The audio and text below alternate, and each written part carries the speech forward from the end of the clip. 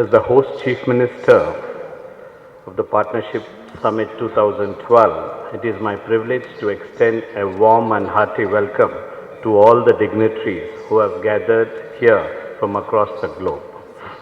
I heartily welcome all of you to the historical city of Hyderabad, capital city of Andhra Pradesh, which has history of more than 400 years. Hyderabad, which is also referred as the city of Nawabs, is a perfect combination of traditional and modern outlook. The city boasts of rich cultural heritage.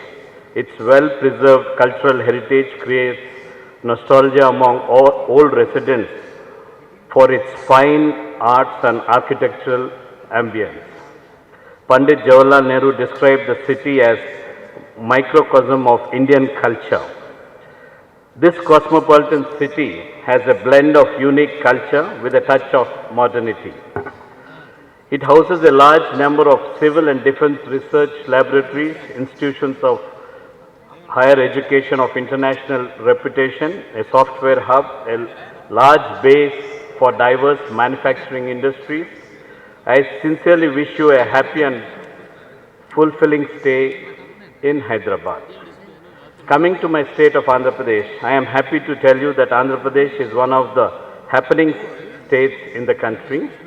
Majority of the population are primarily dependent on agriculture with strong support from horticulture, animal husbandry, fisheries. Incidentally, Andhra Pradesh is the third largest economy in the country and richly endowed with natural resources and competitive advantage with limitless opportunities to invest. We are meeting here at a time when the whole world has been passing through a period of economic uncertainties characterized by low level of growth, higher level of inflation mainly fueled by increase in global fuel and commodity prices, dwelling reserves of the government and rising unemployment. In a way, these have become endemic. The situation has been emptily summarized by Prime Minister Dr. Manmohan Singh, a world-renowned economist, who is the architect of the economic reforms initiated by our country in the early 90s. In his keynote address in the recently held Pravas Bharati Divas 2012 at Jaipur, I quote, "The world is passing through a difficult phase. Many of you are experiencing firsthand the impact of the global economic slowdown. Employment opportunities have declined. There is growing social intolerance even in more open societies. Our country is also going through difficult times. Nonetheless, our economic fundamentals are strong and our constitutional processes are robust. We are up to the task of meeting these challenges we face as a nation.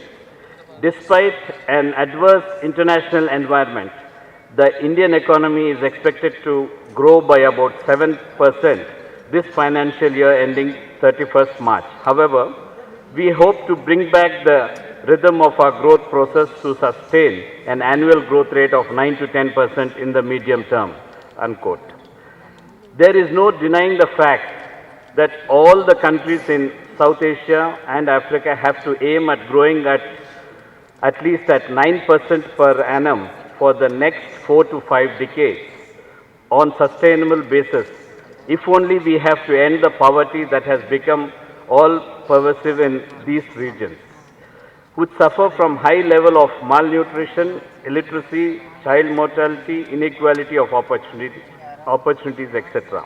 It has been globally acknowledged that faster economic growth is the only remedy for faster reduction of poverty. It is pertinent to remember that the total and integrated development of all sections of the society has to be the goal of government, with focus on development of poorer sections of society at the top of the agenda. Higher GDP means higher revenues in the hands of the government. In liberal democracies like ours, we have no choice except to ensure inclusive growth and work toward removal of inequality of opportunities. Liberal democracies and faster economic growth are the true remedies for improving the Human Development Index, which is weighted average of more than 50 parameters like health, housing, education, sanitation, etc., that defines the quality of life of people. We have seen this happening in our own state. Our GDP growth rate increased from 5.7% per annum for the decade 94 to 2004 to about 9.07 per annum for the 5 years period 2004 to 9. The average growth rate, which was 12% per annum during the revenue growth rate was 12% per annum during 94 to 2004, increased to 20% per annum during 2004 to 9. As a result of such phenomenal increase in GDP and the consequential revenue growth, we implemented a number of welfare measures like provision of old age security, housing, health security, food security, free access to higher education covering about 80% of the state's population, ensuring inclusive growth in proportionate unheard of in the past. Unfortunately, like rest of the world and rest of the country, we too suffered slowdown in our GDP growth rate with its consequential adverse impact on our revenues for the period 1st October 2008 to 31st March 2010. At a point of time, it looked as if the whole world has fallen into bottomless pit. Because companies which withstood even the Great Depression of 1930 have collapsed during this period. We are lucky that at this critical period, we had the benefit of visionary leadership of Srimati Sonia Gandhi ji, UPA chairperson, and Prime Minister Dr. Manmohan Singh ji, who with all his experience in economic management of the country for over half a century has very successfully ferried through these difficult times and brought back the economy to reasonable level of growth by implementing, among others, the 3 fiscal stimulus packages coupled with a very innovative and imaginatory monetary policy. India has been among the first countries in the world to have recovered from the global economic crisis. Even our state has recorded a 9% growth rate for the year 2010-11. Our revenues have also gone up 25% for this period. What therefore really matters was meeting the challenges squarely. This certainly required a lot of innovation, experience, boldness and courage. We are once again faced with the challenge of increasing our economic growth, for which we need more investments both from within and outside our countries. For attracting these investments, we have to improve our infrastructure considerably. We have to improve the skill sets of our boys and girls to make them globally competitive. Overall, we have to create a hassle-free environment conducive for attractive investment. A large number of Southeastern Asian countries have already achieved remarkable economic success by following the above strategies.